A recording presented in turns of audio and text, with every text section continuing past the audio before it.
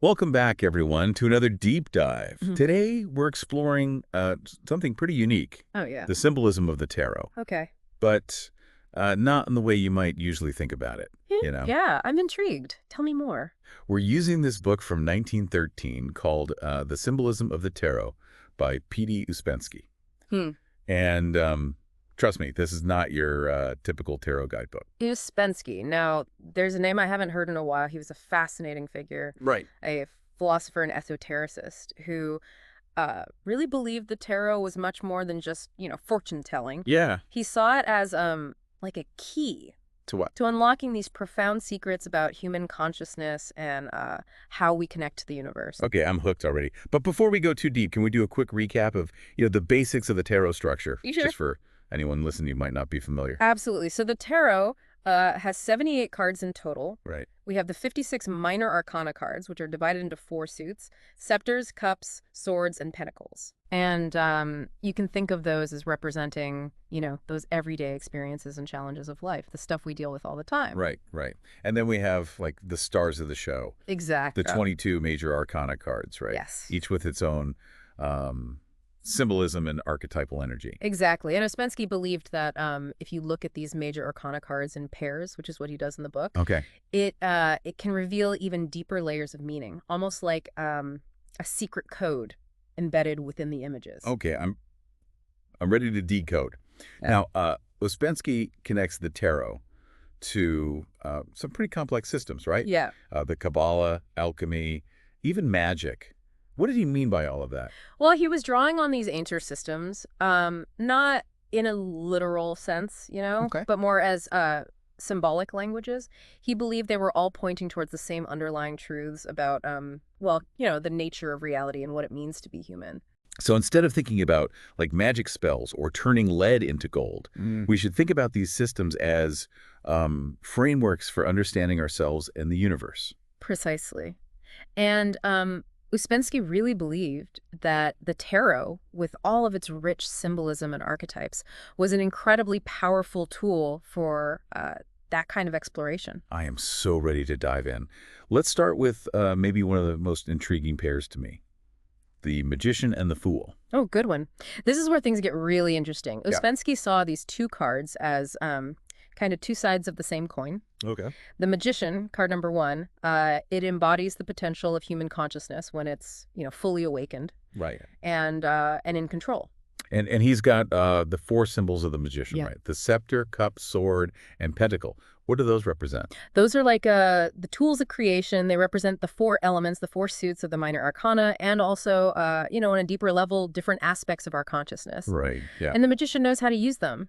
He's a master of his inner world. But the Fool, card number 0, Mhm. he seems to be at the opposite end of the spectrum, right? Like, Okay. he's often shown, walking towards a cliff, Yeah. totally oblivious to the danger. Yeah. The Fool's unburdened by knowledge, naive, spontaneous. He's just walking into the unknown.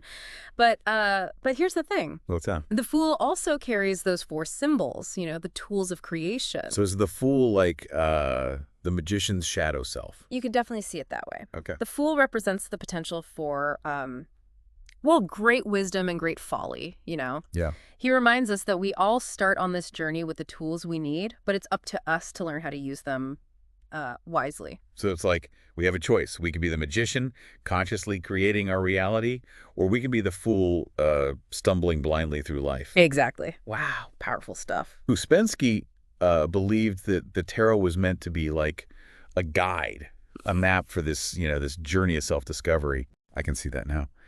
Okay, next up we have the High Priestess in the World. 2 very different cards, but I'm sensing a theme of duality here. You're picking up on something important. The High Priestess, card number 2, represents the mysteries of the esoteric. Okay. The hidden knowledge that lies, beyond the veil of ordinary perception. Right. She sits between 2 pillars, black and white, symbolizing, duality. And behind her is another veil, guarding the deeper secrets. So she's like a gatekeeper to the mysteries. Yeah.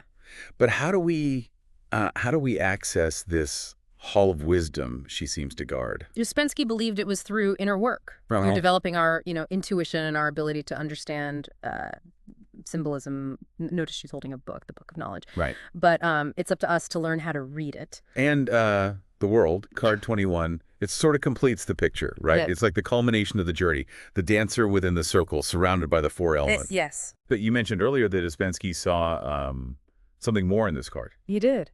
He believed that the true world, the complete and unified reality, isn't something we find, out there, Okay. but within ourselves. Oh, wow. It's the realization of our own, inner potential, the integration of all aspects of our being. It's like the Hall of Wisdom is a doorway to the true world. Okay. That's a pretty profound concept. So we have to go through that inner journey represented by the High Priestess to fully understand and experience the outer world as represented by the world. That's the idea. Ouspensky believed that true understanding comes from within, from connecting to that deeper source of wisdom that the High Priestess embodies. Okay, let's move on to a pair that feels a bit heavier to me, the Empress Judgment. Oh, yeah. I'm sensing a theme of life and death here. Exactly.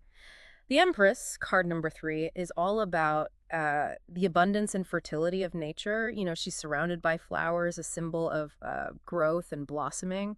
But Ouspensky wanted us to see this card as more than just, a celebration of life. Oh. He saw it as a reminder that life is cyclical, constantly in a state of flux, Right. It's always changing. And Judgment, card 20, it brings in that element of death, right? It does. We see people rising from their graves, but there's something interesting about those graves. Yes. Notice that flowers are blooming from those open graves. Oh, yeah. Ouspensky used this imagery to convey the idea that death isn't an ending, but a transformation. Right. It's a necessary part of the, cycle of life, death, and rebirth. So instead of fearing death, we should see it as a doorway to something new. Precisely. Ouspensky believed that by understanding the cycle, we can, free ourselves from the fear of endings and embrace that constant potential for renewal that exists within us. That's a powerful perspective shift.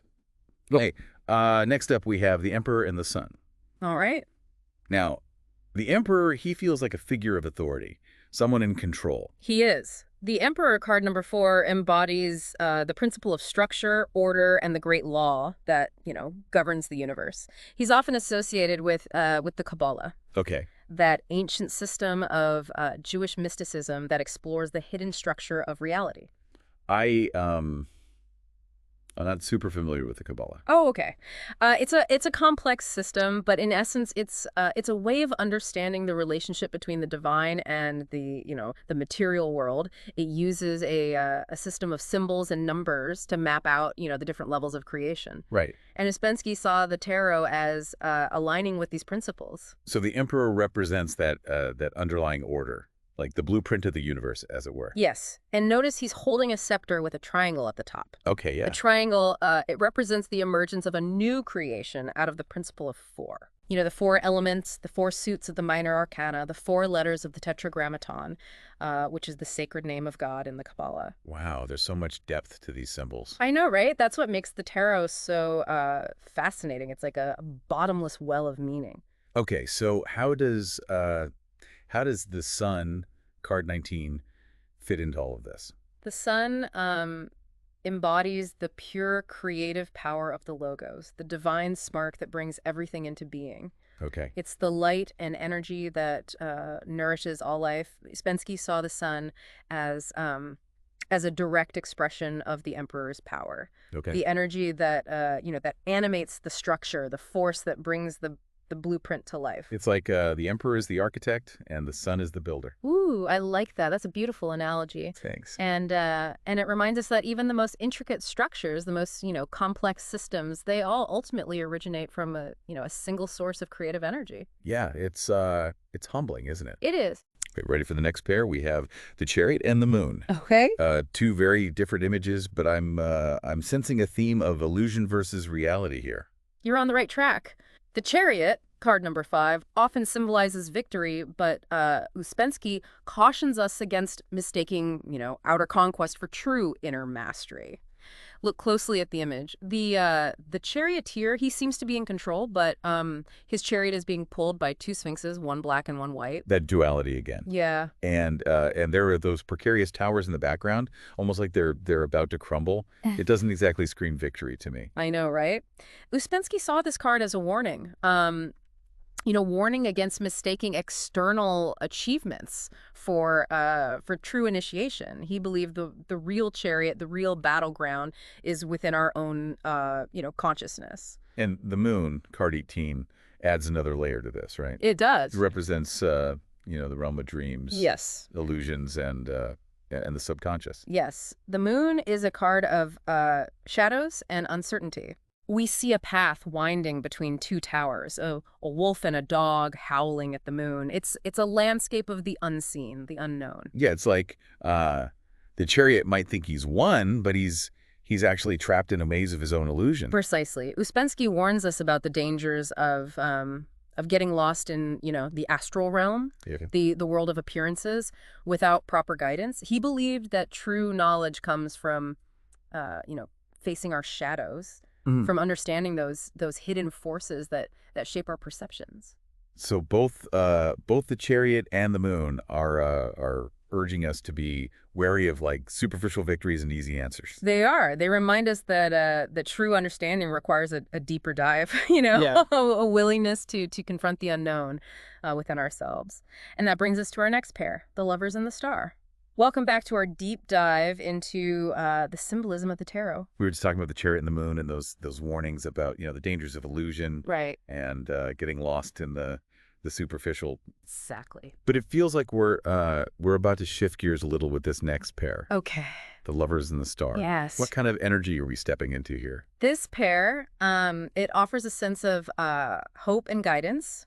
The Lovers, card number 6, it might seem like it's all about romantic love, but Ouspensky saw something deeper going on. Yeah. He believed it represents the harmonious union of opposites, the integration of masculine and feminine energies within each of us. So it's more about like achieving inner balance than finding an external partner. Yes, exactly. It's about recognizing and embracing the different aspects of ourselves, integrating our shadow and our light. We see a couple standing in a garden surrounded by symbols of abundance, and that reflects the true power of love as a unifying force. But there's also that serpent in the tree, right? Yes. Referring to the woman. Yes. It reminds me of the Garden of Eden story, that element of temptation. Right, exactly. It highlights those challenges we face on this path of integration. Yeah.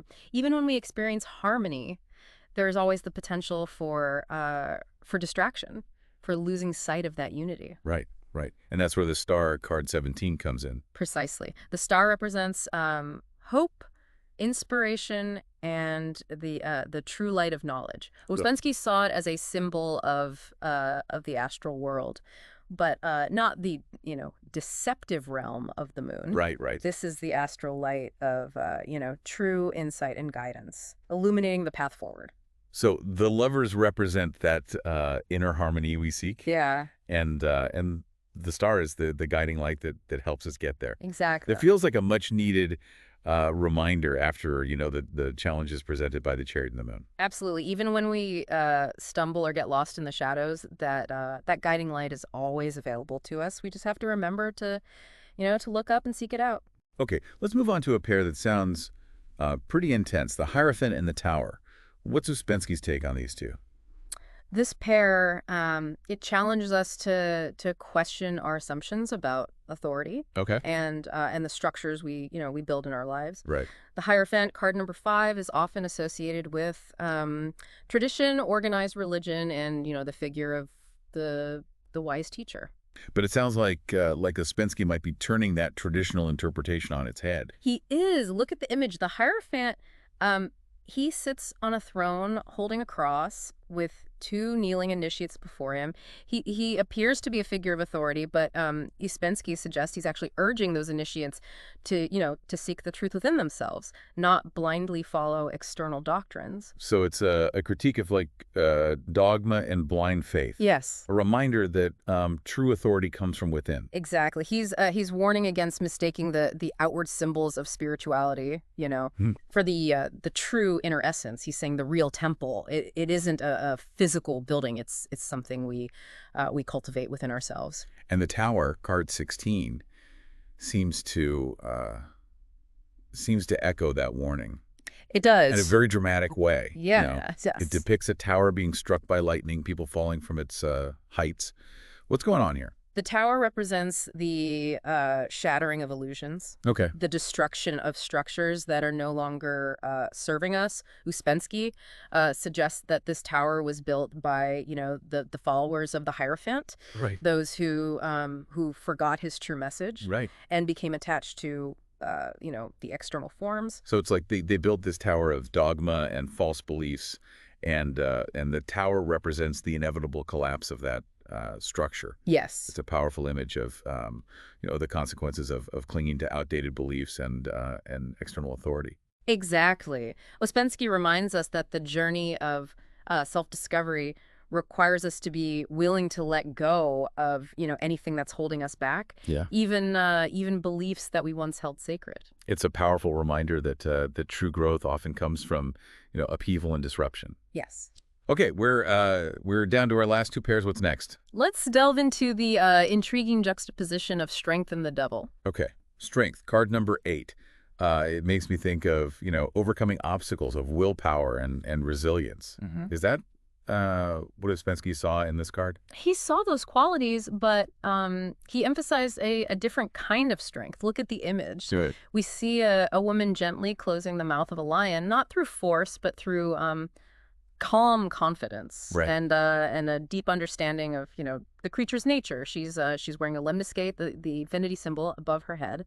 I've always been curious about that infinity symbol. What does it represent in this context? The lemniscate, in this case, it signifies that that the woman has tapped into a power that transcends the limitations of the ego. Okay. It suggests she's connected to an infinite source of strength, the power of love and unity. So it's not about brute force, but about a deeper understanding. Yes. A harmonious connection. Exactly. It feels very different from the traditional image of strength. It is. Ouspensky believed that true strength lies in, recognizing our interconnectedness, Mm-hmm. in embracing both the light and shadow within ourselves and the world around us. And that brings us to the Devil, card 15.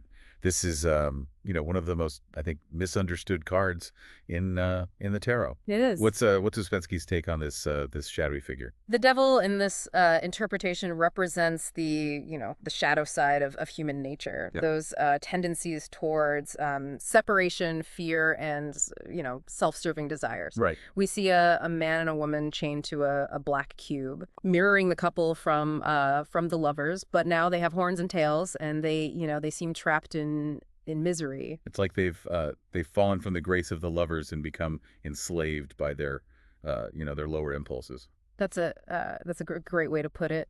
And notice the torch held upside down, emitting black smoke. Yeah. It's a symbol of the perversion of higher knowledge, Right. the misuse of power. Ouspensky emphasizes that they've forgotten their connection to the divine, the source of true love and unity.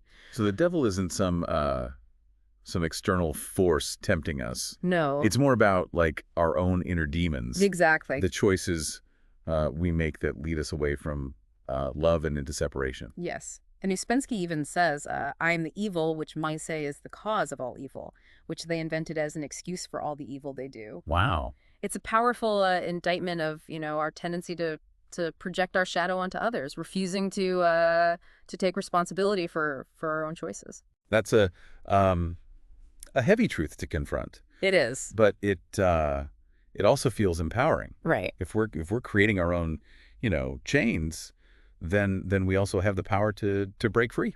Precisely. By recognizing and integrating our shadow, by, remembering our connection to the source, by choosing love over fear, we can step out of, the devil's clutches and reclaim our true power. This is incredible. We've covered so much ground already, but we still have one more pair to explore, right? We do. And this final pair, the Hermit in Time, offers a profound conclusion to our journey through the Major Arcana. Welcome back to our deep dive into the tarot. With Ouspensky as our guide. Yeah. We've explored some pretty intense pairings. You have. Especially that last one with Strength and the Devil. All right. It feels like we're really getting to the heart of Ouspensky's message, about self-knowledge and transformation. We are. And this final pair, the Hermit in Time, it really offers like a profound conclusion to our journey through the Major Arcana. Okay.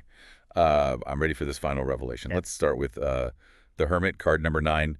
He's often depicted as, a solitary figure, right, holding a lantern and staff, kind of walking away from the world. Yeah. What's Ouspensky's interpretation of this archetype? Well, Ouspensky saw the Hermit not as a recluse hiding from the world, but as a wise seeker. Okay. Who withdraws from the distractions of society to pursue inner knowledge. Right. Notice that he's holding a lantern, even though it's broad daylight. Oh, yeah. That's the lantern of Hermes Trismegistus, right? Yes, you remembered. You mentioned that earlier. Hermes Trismegistus, that legendary figure associated with alchemy and esoteric wisdom. And the lantern represents that higher knowledge. Yeah. The kind that, that illuminates even what we think we already know. Right, right. It allows the hermit to see through those illusions of the world and perceive, those deeper truths that are hidden beneath the surface. And so he's not just retreating from life. Yeah. He's seeking a different kind of light, a deeper understanding. Exactly. And that staff he carries, Right. the staff of the patriarchs. Yeah. It represents inner authority. Okay. The self-confidence that comes from connecting to that inner source of wisdom. The hermit doesn't rely on, external sources for guidance. Right. He trusts his own inner compass. That's a powerful image of, self-reliance and the pursuit of truth. Yeah. But how does Time, card 14, fit into all of this? Wow. It seems like a strange pairing at first glance. It is. But Ouspensky saw this profound connection between these two cards. Time, in this context, doesn't represent linear time. Okay. As we typically experience it, but something he called the eternal now. The eternal now. That sounds pretty abstract. It is. What exactly did he mean by that? Ouspensky believed that time isn't just a straight line from, past to future, Okay. but a multidimensional reality where all moments exist simultaneously. Okay. He was drawing on ideas from both ancient mystical traditions and modern physics, Right. exploring the idea that time is, relative and fluid. So the hermit, through his inner work, has somehow transcended those limitations of ordinary time. Yeah. And accessed this eternal now. That's the idea. The hermit, by withdrawing from, the distractions of the world and focusing on his inner development, Right. has tapped into a state of consciousness where he's no longer bound by, those constraints of the past or the anxieties of the future. He's fully present in the moment, Right. able to perceive, that interconnectedness of all things. That's a mind-blowing concept. So in a way, the hermit is like a master of time. Yes. Because he's freed himself from its grip. Exactly. And that freedom allows him to access a level of wisdom and understanding that's unavailable to those who are still caught in the illusion of linear time. Wow. This has been an incredible journey. It has. We've explored the tarot through the lens of Ouspensky's unique interpretation. Yeah. And it's completely changed my understanding of these cards. Me too. Ouspensky's approach is a reminder that the tarot isn't just about, fortune telling or predicting the future. Right. It's a profound system of symbolism that can help us understand ourselves and the universe in a whole new way. It feels like we've only scratched the surface, though. We have. There's so much more to explore in these images, and their deeper meanings. Absolutely. But the most important thing is to approach the tarot, with an open mind and Yeah. a curious heart. Right. Allow the symbols to speak to you, to challenge you, and to guide you on your own unique path of self-discovery. So what does this all mean for you, dear listener? If the tarot is a mirror reflecting those possibilities, what aspects of yourself do you see reflected in these cards? What journeys are you being invited to embark upon? These are questions worth pondering as you continue your own exploration of this ancient and profound system of symbolism. And remember, the true power of the tarot lies not in predicting the future, but in illuminating the present moment, and empowering you to create a future that's aligned with your highest potential.